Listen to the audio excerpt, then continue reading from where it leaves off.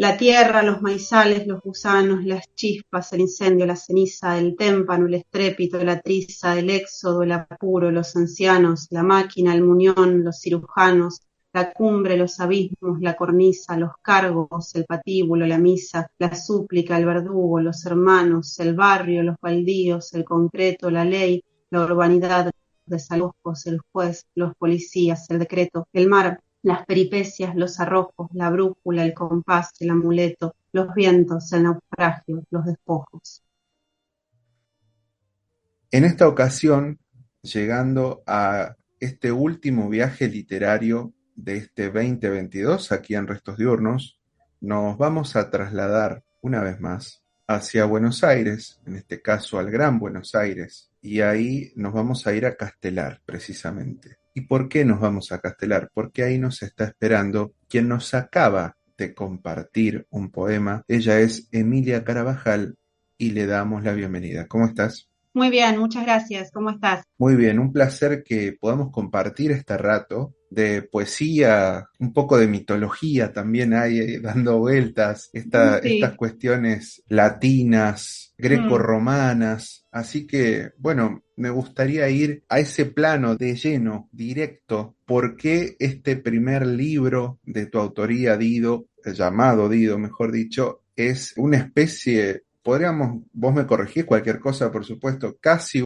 un homenaje a Virgilio, podríamos decir? ¿Por qué elegiste ese camino poético? El tema me surgió hace algunos años, cuando leí la Eneida hace ya unos cuantos años, a los 20 aproximadamente, me atrajo el personaje de Dido, me atrajo ese episodio, ese encuentro amoroso desafortunado de los personajes, y años después me pareció que tenía un potencial poético, que se podía escribir algo y que había algo profundamente trágico ahí. Así que de esa forma surgió, atraída por la historia, por el personaje y por la tragicidad del personaje.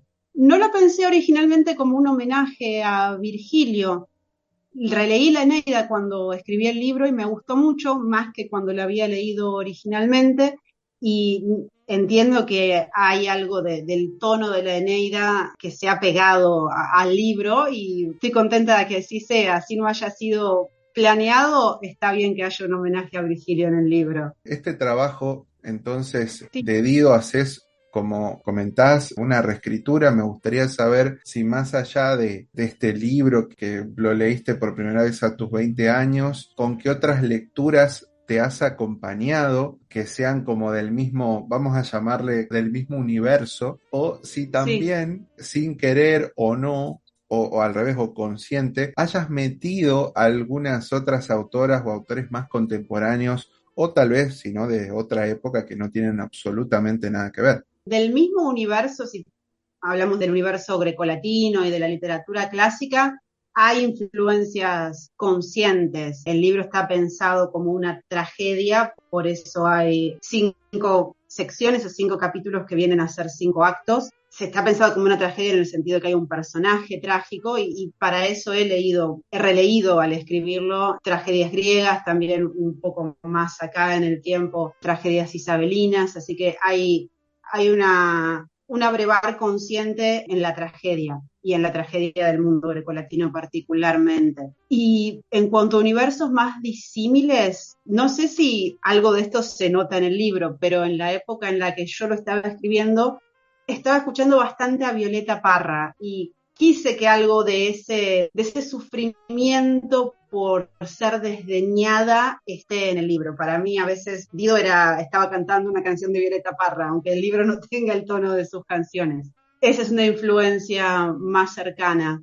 Sí, creo que fundamentalmente esas. Y también pensándolo ahora, en el momento en que estaba escribiéndolo, también tenía otras influencias musicales. Algunas partes del libro, bueno, el libro habla del exilio y de los viajes y del ir y venir por los lugares. Intenté que resonara en alguna parte del libro una canción que Roberto Carlos le dedica a Caetano Veloso cuando está exiliado, así que hay algo de eso. Y en esa época también se me había dado por escuchar algo de ópera y algunas partes están pensadas como, no sé qué de todo eso se nota cuando alguien lo lee, pero fue parte de mi universo al escribir el libro.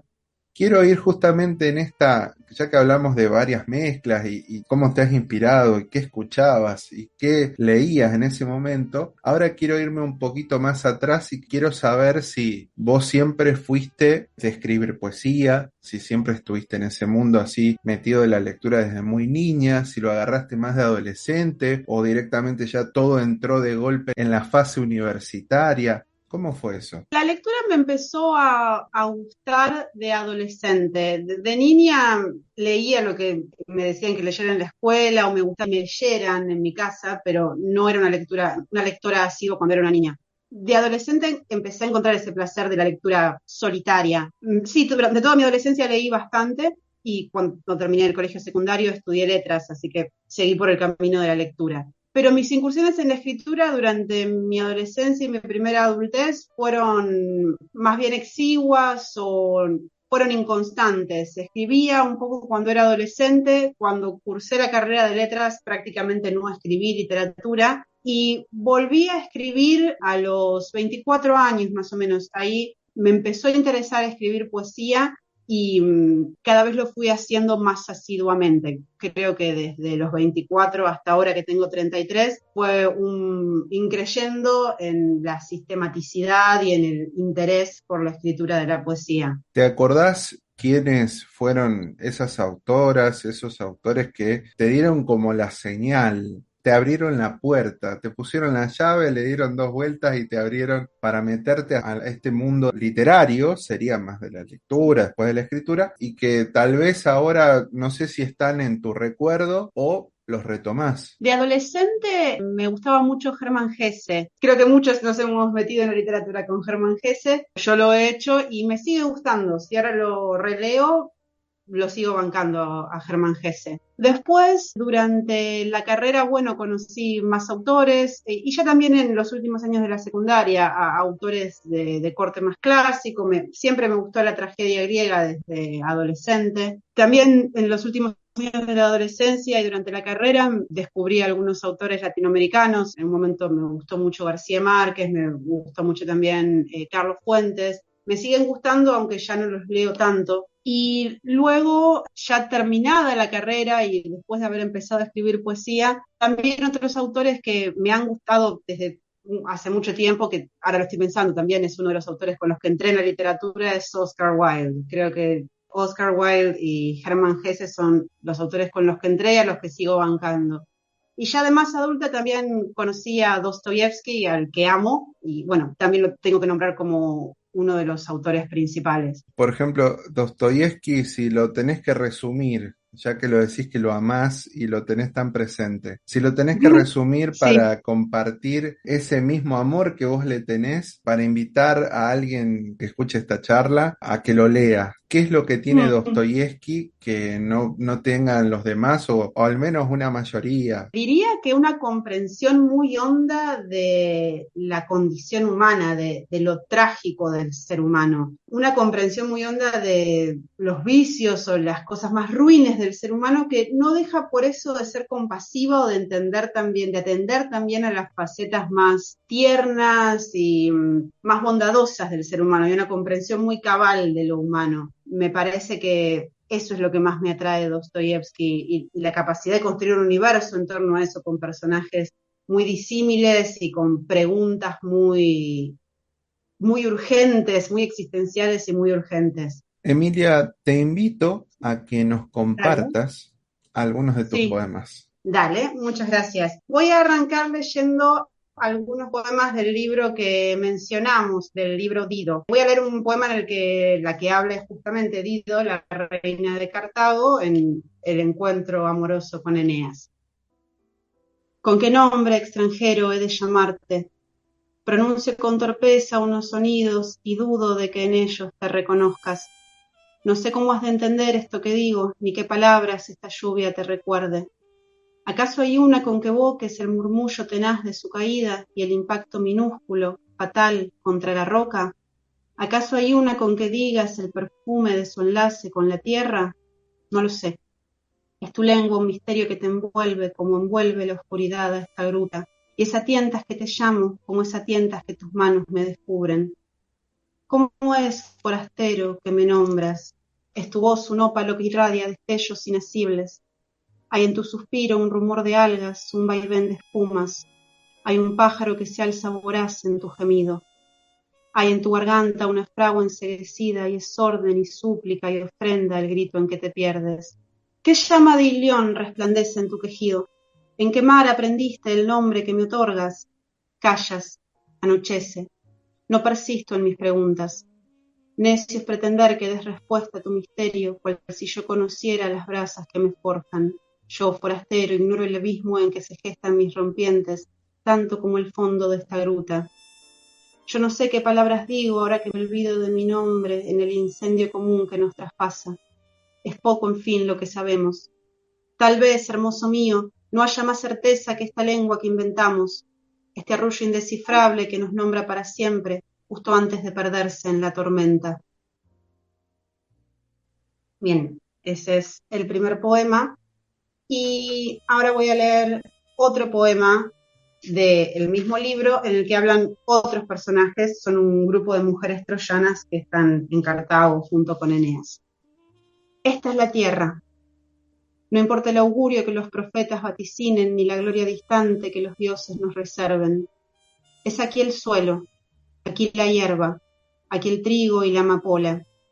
Es aquí su oscura firmeza, la humedad fructífera, el rumor de las especias.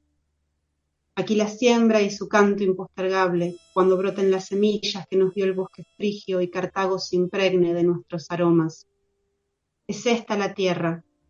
¿Qué adelanta el sino que los bates le consagren o el periplo que los reyes nos impongan?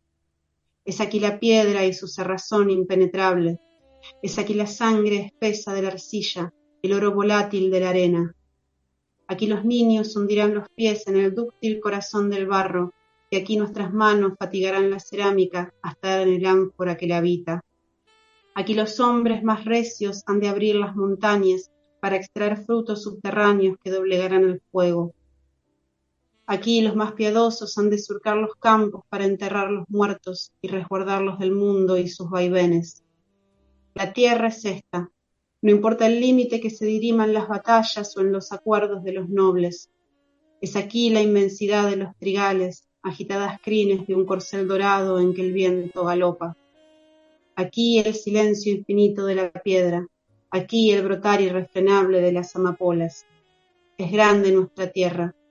Han de caber todos los muertos, incluso aquellos con que sembramos el mar. Entonces la dicha irrumpirá en un aire transparente y un verde hipnótico nos concederá el olvido. Estas, hermanas, es la tierra. Desoigan las prédicas, los himnos, ignoren los títulos con que los sabios le invistan. Son las manos que la siembran las que sabrán su nombre.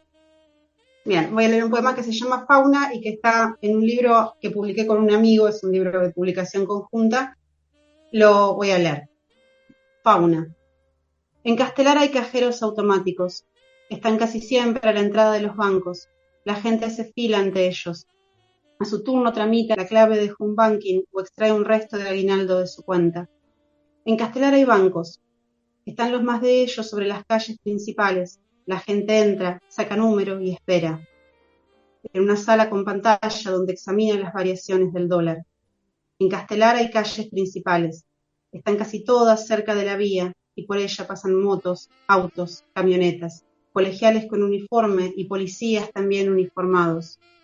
En Castelar hay una vía, a veces el tren la atraviesa. Entonces la barrera baja y se atascan en las calles principales motos, autos, camionetas. En Castelar hay un tren que a veces pasa, serpentea en la curva de la vía como un monstruo prehistórico y deja tras de sí un rugido pesado, industrial, queja ronca de bestia que se muere, gemido sordo que se dilata y llega hasta las tiendas. En Castelar hay tiendas. Convergen con los bares en las calles principales. De día exhiben en sus vidrieras con decoraciones vintage, novedades y promociones. De noche bajan las persianas y traban las puertas.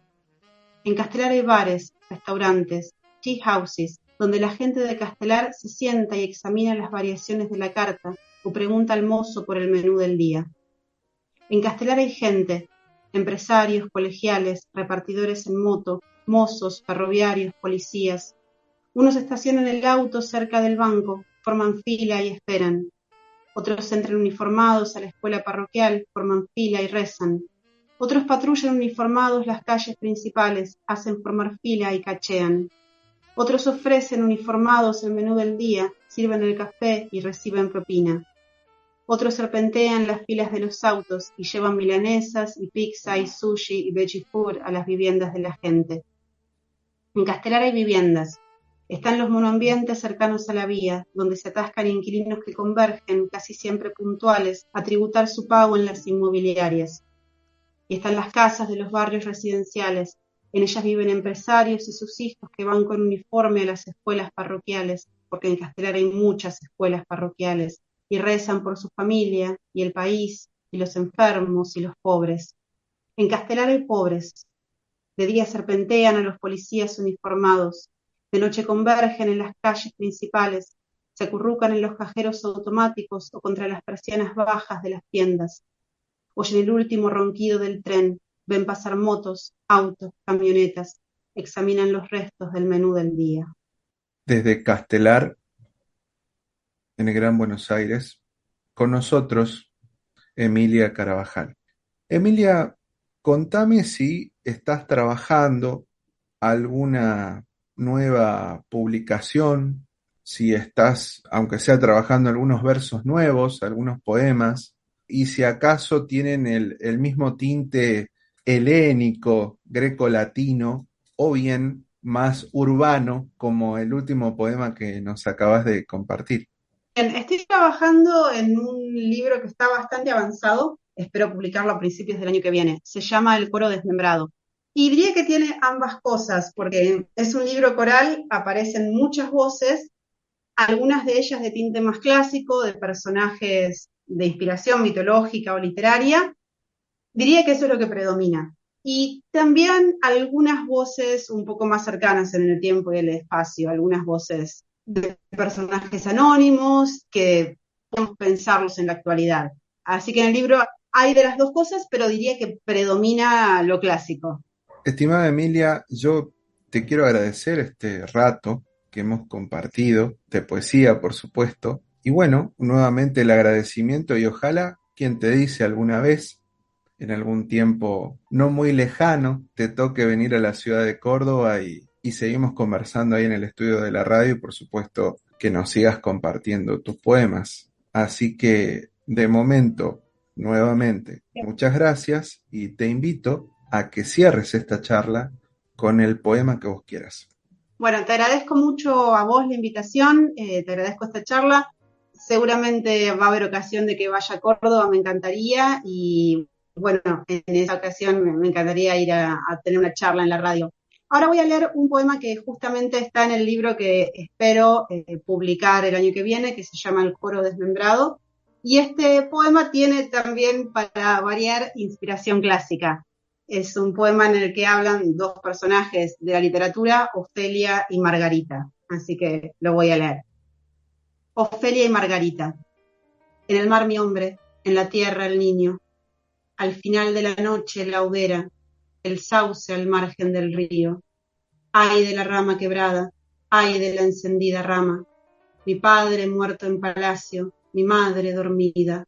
Mi hermano y su arrojo inútil. ¿A qué? Si ya entregué mis flores, ¿a qué? Si ya deshojé al niño, si ya deshice mis trenzas. Un enterrador me maldice, una ciudad me condena. Me miran con sorna, con temor, con deseo. Se preguntan acaso por qué bailo entre la rama y el río, por qué al pie de la hoguera acuno a un niño de aire. No saben que el río es una trenza desatada, no saben que el niño es una flor deshecha, no saben del canto de las cosas quebradas. Si acaso callaran, oirían. Cantan ciudades muertas, cantan madres dormidas, canta el rojo, el acaso, canta el temor, el deseo, cantan sauces enterrados, cantan hogueras florecidas, cantan la rama y el río, canta el niño deshecho, canta el mar incendiado. Canto yo, ofrenda inútil, niña inmolada que el aire dispersa, flor desprendida que el río deshoja.